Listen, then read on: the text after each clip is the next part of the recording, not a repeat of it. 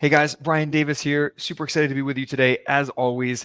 And I'm pumped to have Eric Martel with us. Eric is the founder of Martel Turnkey and Flip System. He's been investing for over a decade. Eric, thank you so much for joining us today. Well, my pleasure. Thank you for having me. Absolutely. So, with most of our guests here on the show, we typically ask to go back to the very beginning, to rewind the clock, how you got started in real estate, and then we can talk about your journey from there. So, yeah, take us back to the very beginning. How did you get into real estate in the first place? Well, the very beginning, if we want to turn up the clock all the way back, All the way back. I had my own rich dad, poor dad moment. My parents were 9 to 5ers. My father was working at a factory. We were lower middle class and, living paycheck to paycheck and all that kind of stuff. I went to university and I met a real estate investor. And I said, oh, well, you kept talking to me about real estate investing and stuff like that. So how can I do that? And he ended up coaching me on real estate investing. And I bought my first 8-unit apartment building with no money down because I had no money. Wow. That was the beginning of that. My journey and my mindset is I realized my ability to actually invest in real estate and make money, from real estate without having to work necessarily 9 to 5. And so that was my rich dad, poor dad moment. Well, That before you go any further, let me just pause you because I'm sure people would be curious to know, how did you buy that 8-unit apartment building with no money down? Well, it was a lot of work. I had I'm to sure. analyze over 400 properties. And in those days there was no MLS online, so my realtor that was working with me was kind of like trying to whoosh me away and stuff like that. And he thought that by giving me 4 binders of printouts of MLS printouts of properties for sale, that it would deter me. But instead, I just put my calculator, started to do some kind of like rule of thumbs, similar to the 1% rule, and I was able to quickly sift through these 400 or 500 MLS listing. Came up with about 4 or 5 that made sense or were close, and out of those, only one seller was willing to do a partial seller financing, basically Gotcha. 20% seller financing. All I had to do then was to find the 80% mortgage. Right. Gotcha. Okay, so you actually have much more than a decade of real estate experience, is what I'm seeing here. Yeah, that's right. But the real Yeah. that where I turned this into a business was really 10 years ago. Gotcha. Yeah. Okay. All right. So you bought this 8-unit apartment building as a young man. Tell us about how you scaled up from there. Well, so that my big problem then is that I had no money, and then I noticed that how hard it was for me to really kind of like get this deal together. And I thought, okay, well, I need more money, and so I missed some opportunities there. Now that I'm looking back, I mean, I should have talked to other investors and said, hey, what if I was to help you find other deals and stuff like that? What if I was able to help you manage project and stuff like that? Would you cut me into some deals or stuff like Sure. Do that? some So I didn't have joint that. ventures, Yeah, partnerships. Yeah. exactly. And my mentor he never did that. So he couldn't help me do what I wanted because I didn't know it existed. He didn't know it existed either. So you have to be careful when you select a mentor, is that, they have some limitations about what they know. They can really fast forward and help you propel what you're trying to do, but they don't know everything about everything. So Sure. you have to understand where their forte is, where their strengths are, and also kind of like where their weakness. And this should be a good mentor would actually tell you that. They would actually tell you that, what, this is like, if you want to do like medical building, I don't do medical building. You have to find someone else to do that. So Right. that's the kind of mentor. So I was not too clear on that at the beginning, and so I missed a couple of opportunities. But what I saw is that it was a lot of work to find that deal with no money down. So obviously, like everybody else, my thought was, well, I need more money. So I started getting a job, and so I started working as an actuary, which is the mathematics of financial risk.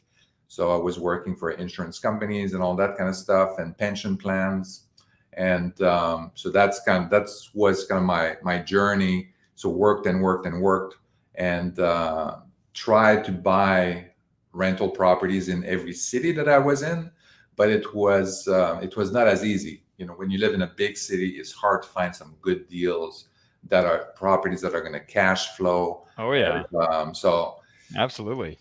so it took a while. It took basically until like 2015 or something like that, where I was able to. The technology was there. Even when I was in San Francisco, I moved to San Francisco in 2000. I had tons of stock options, tons of money, and I wanted to look at real estate investing, and it didn't make sense. Like I literally had millions of dollars in stock options, and I was looking for deals, and it's just like I could make them cash flow, but if I have to put so much money in that my return on investment was like 1%. So I decided I'm just going to leave it in the stock market. And Yeah. 2000, 2001, I don't know if you remember, but dot-com crash. So I had to say goodbye to all these millions of dollars in stock options. So that was I had to basically go back to ground level and then start building again. And that's where my focus again kind of like got reinforced, and started different businesses. In 2015, really, this is when the technology was there, where I was not kind of like limited to the San Francisco Bay Area. Now we had like cameras on phones, we had the Right. electronic document signing, we had Zillow, where I was able to analyze markets, look at properties anywhere in the country. And that's basically when I went to work. I said, well, now let's find cash flowing properties wherever they are in the States, and then we're going to go and start investing there. And that's how we got started. And the idea at the beginning was to build a passive income portfolio for the family. So how did you transition from buying turnkey properties around the country to helping other investors buy turnkey properties long distance, in these markets all over the US? So I did I'm an entrepreneur, so I did a lot of businesses in my life. We had actually in San Francisco, we had a low carb grocery store at one point. We had a gourmet sauce company. We had a catering business. We had a few different other things like electronic cigarettes. I could name a few, and people we always kept it interesting for our friends and family, something to talk about. But what's the next venture that they're in? And Right. the first house that we bought was in Memphis, Tennessee, single family rental. I paid like $45,000 for it, put like about $10,000 in rehab and other costs.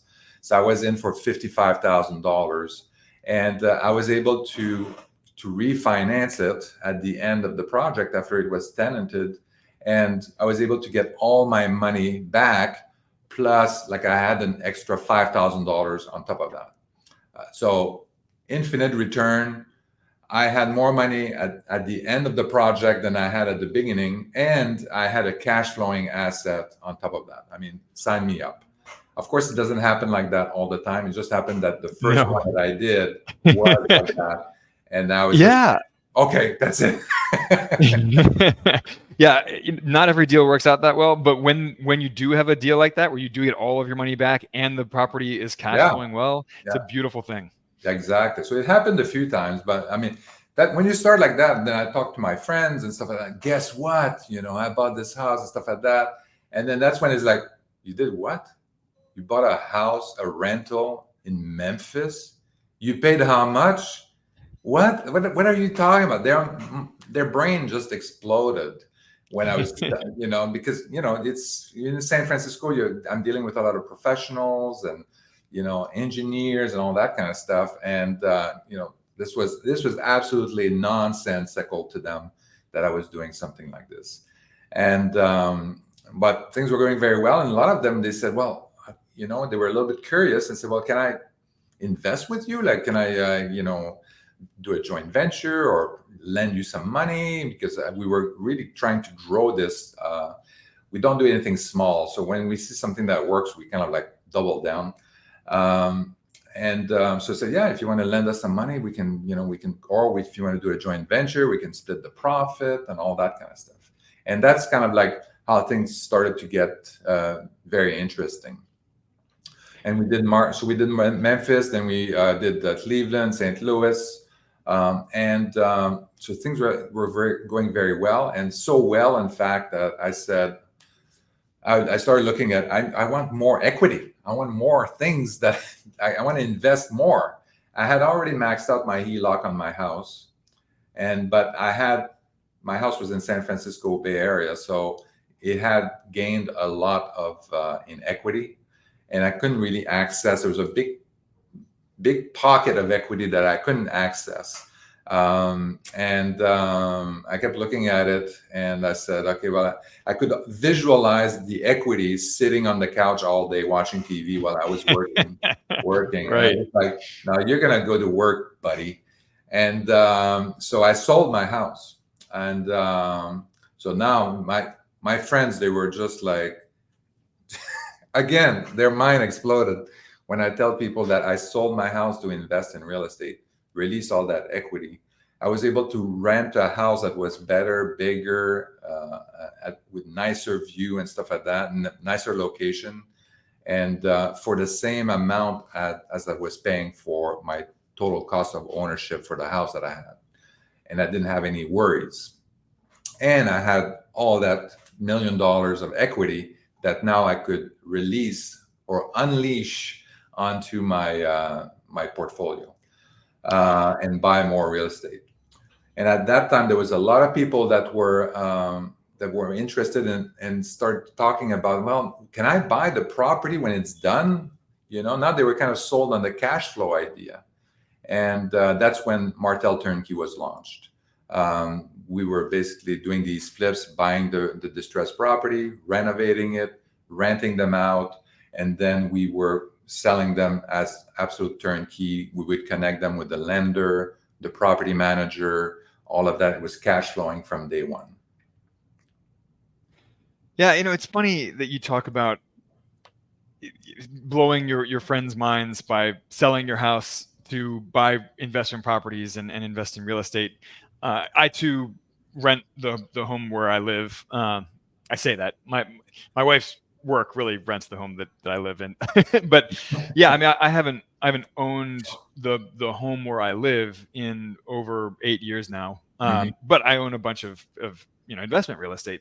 Yeah. And it goes to show that the middle class mindset around money, there are a lot of assumptions there, and kind of unquestioning, unthinking assumptions about what is the proper way to do things, to manage your money and your investments. And they're not always true. I mean, sometimes, you have to question some of these assumptions that people make, that, everybody should own their own home, and, everybody should do this, everybody should do that. It's not necessarily true. Often your money works better for you, works harder for you in other ways. So anyway, I little aside there, but absolutely, I love that. The American dream is like it's just that, a dream. You have to really look at it and question it. And it was not easy to sell my house. I mean, as I said, I'm a mathematician. I created like spreadsheets and stuff like that. And it's like, am I looking at this the wrong way? Like, if I do this, I do this, then I get this. And it's like, I can quit if I sell my house, I invested in real estate, I can quit my job tomorrow. I was doing independent consulting. I can quit my job tomorrow and tell my clients, that's it. I'm just stay home, and everything is paid for, and I don't have to work anymore. And I looked at it like, it took me a year to convince my wife that I was not crazy. So she decided, okay, let's do it. Once I found the other house that we were going to rent, that was better than what we had, that was nice view and all of that in the hills and all that kind of stuff, then she was sold on the idea, stuff like that. I said, okay, we'll do it. But So yeah, so she didn't regret it. And Yeah, I know right now it's we're in hard Fort to Lauderdale. zig when everyone else is zagging, right? Yeah, I mean, it's exactly. hard to make that mental leap, even Yeah, when the math is clear on paper. It's yeah, hard to do it exactly. emotionally. Exactly. And even today, like I'm still not arguing, but discussing with people kind of like, and it doesn't make sense for everybody either. I think the pivot point is around $400,000. So, and it depends on your market and it depends on all kind of stuff like that. If the house that you're considering to buy is less than $400,000, it's probably better to buy it. If it's above 400 and $500,000, you should really look around your market and see if it's cheaper to rent, because there's a cost of ownership of the house, but then there's the opportunity cost of investing that down payment. Instead of putting this down payment in the house, you can invest that in single family rental or in real estate. Do real estate flip yourself. Absolutely. Yeah. So at this point, you're buying turnkey rental properties across the country. You mentioned Memphis and a few other markets. So how did you choose these markets to invest in? Yeah, so I'm a mathematician, so I do a lot of data. So business, like Census Bureau, Bureau of Labor Statistics, downloaded the data. Looked at also data around our main criteria was landlord-friendly states. Then we Yep. would look at what areas are where the median house value, the median rent, the median income, all of that was kind of making sense, was kind of close to the 1% rule, roughly. Like it was a broad range, like 0.85 to 1.25 we were looking at. And so that was just kind of like, hey, here's a flag here that maybe we want to look at, Tennessee area, or we want to look at Memphis, and but it eliminated a lot of other places that the whole state of California was eliminated. Right. So you didn't have to look at anything in there. But that's Not a landlord friendly state either. exactly. So that's all these kinds of things, and then we also looked at the growth rate. It kind of came as a second thing, because then we looked at, okay, well, if the growth rate is kind of like is very moderate, like less than 1%, then we have a better chance of finding deals there, because it's not like there's enough supply really where we can make an offer and it's going to be we're going to be able to get a deal. Basically, it's more in balance, as opposed to looking at these exuberant real estate markets where it's very high demand, and the developers and everybody that do the renovations and stuff like that, and the flippers, they can't go through these properties fast enough. So that's when you see these spikes in real estate, and then we knew we wouldn't be able to find any deals there. Right. So that's kind of how we came about these markets. We looked also at crime data that is more focused on the area. When we started looking at the neighborhood, that's when we started looking more about the crime data. It's like every city has like areas that have high crime and areas that have low crime or lower crime. So Sure. you can't just look at, oh, this city is has high crime, so I'm going to stay away from that. No, there's still good places in these cities that you can invest. So that's kind of how I went about kind of like identifying the markets, and then really is going in the market after that and finding the team on the ground. So the realtor, property manager, so contacted hundreds of these of people, and trying to find people that were realtors that were investor friendly, that Yeah. knew what we were talking about, what we were looking for, and could recognize an opportunity. Very hard to find. So It's surprisingly hard to find. I know, but a lot of people, they just want to sell a house and like once every 20 years to a customer, but instead of 20 a year with one customer. But anyway, that's how it But is. yeah, I mean, a lot of them, they're not used to looking at the math. They don't understand what investors are looking for, so Yeah. they don't know how to help investors. Yeah, I mean, it is hard to find realtors who serve investors well and who know Yeah. their needs well. Yeah. So yeah, so that's kind of how we identified these markets. And as we went through, we hadn't at that point we were doing like 25, 30, 40 properties, up to 50 properties a month that we were flipping and stuff like that. We had a big team, probably like at one point, like 10, 12 people doing Oh wow. these flips, different, salespeople, acquisitions people, all that kind of stuff. And then we had more and more investors that were coming to us, and they said, "Well, I like the turnkey thing. This is great and all that, but I would like to buy the distressed property myself, renovate it, rent it out, and then maybe refinance it, do the BRRRR strategy, or maybe flip it myself, like sell it to other people." And I said, "Well, okay, but we can help you."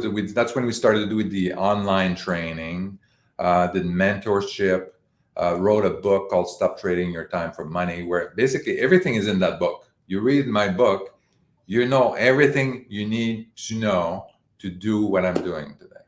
So there's no secret, and but people are not doing it. And so even after people read the book, they went on training, one-on-one mentorship that I did, like spending time on the phone with the spreadsheet and said, "This is what you need to do. You need to call these 25 people. You need to do this. People they're not doing it. They're not doing it." And then we said, like what do we have to do to make these people successful? And so we went to the drawing board, my son and I, and then we just like, okay, what do we need? Like, maybe the team on the ground, that was a lot of work to do. So maybe we can give them the team on the ground. We give them a connection, connect them to the realtor that we've been using, the property manager that we've been using for the last 8-10 years, and we connect them with them. And we're just like, wow, are we sure we want to do this? Okay, well, and then our acquisitions teams, there's a lot of properties that we don't buy. There's so many properties on the market, we can't buy them all. So we're gonna go and say, our acquisitions team, maybe you can find the properties for our customers, for our students. And then that way they're gonna have the property, they're gonna know who's gonna do it, the realtor, property manager, the contractor on the ground that are gonna be able to look at this. And the only thing really they need after that is the lender. So we're going to connect them with hard money lenders that we have worked with, that actually work with these properties in these markets, in these price range, because there's a lot of criteria. There's a lot of lenders have a lot of criteria when they lend to people. So we're going to, Sure. we narrowed it down to 5 or 6 out of hundreds of lenders. So that saves you a lot of time.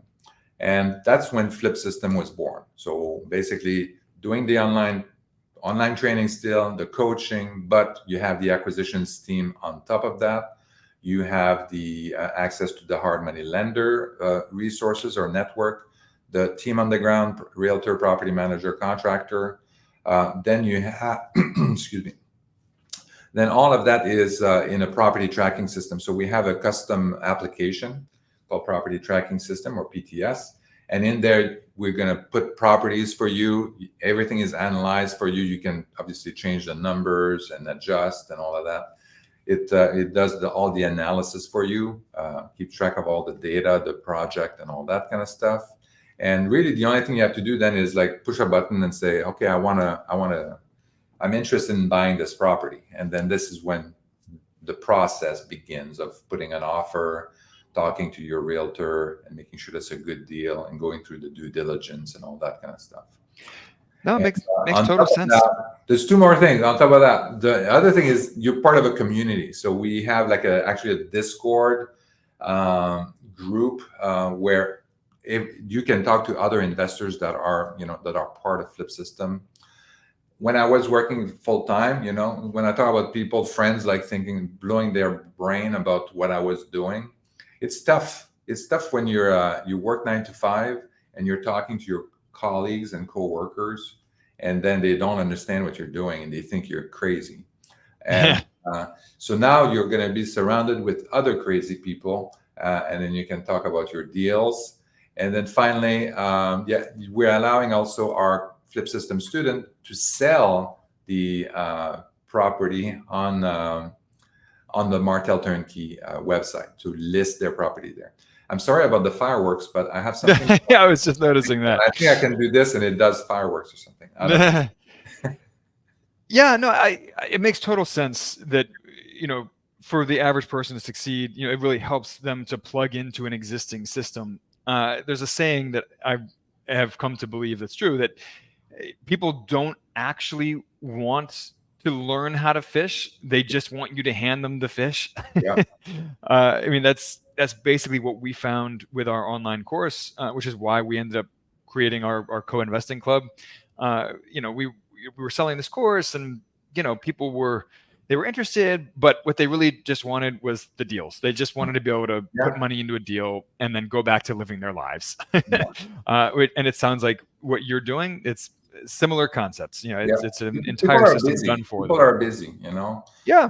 So then working 9 to 5, and you know how it is. I mean, if you have a family too, you have to take care of your kids and take them to soccer, baseball, whatever. Absolutely. And then you're busy, and then you have to. Where do you want to spend your time? Time, it's all about time, right? Where do you want to spend your time, and how much money would you spend to kind of get your time and also be able to invest, diversify your investment? I mean, this is where you have to do that calculation here. And so with Flip System, I mean, you can do both. You can literally spend a couple of hours a week on your real estate investing, and you can take it as fast or as slow as you want. And you can still go and watch your kids play soccer or swim meet or whatever you have. Oh, it makes total sense. So Eric, where can people connect with you and learn more about what you're doing with both your turnkey properties that you're selling and also Flip System? So on social media, I'm pretty much everywhere around Eric Martel Official. So Facebook, Instagram, TikTok, X, Twitter, etc. Right. Also on YouTube, so I have a couple of YouTube channels. You can find them also on Eric Martel Official. In the other website is martelturnkey.com. So this is where we do the turnkey sales for turnkey properties. There's also a lot of resources in there, like articles, and that can explain kind of our process. And the other one is flipsystem.com. This is the other website where with the online the coaching to help you start your real estate investing side gig, I would say. Yeah, no, absolutely. Well, Eric, thank you so much for coming on today. I love what you guys are doing, and we hope to have you back on the show soon. Absolutely. Thank you, Brian. All right, guys, please, if you enjoy these conversations that we have, rate, review the show, spread the love, share the show with your friends, and we will catch you next Tuesday, same time, same place. Have a great week.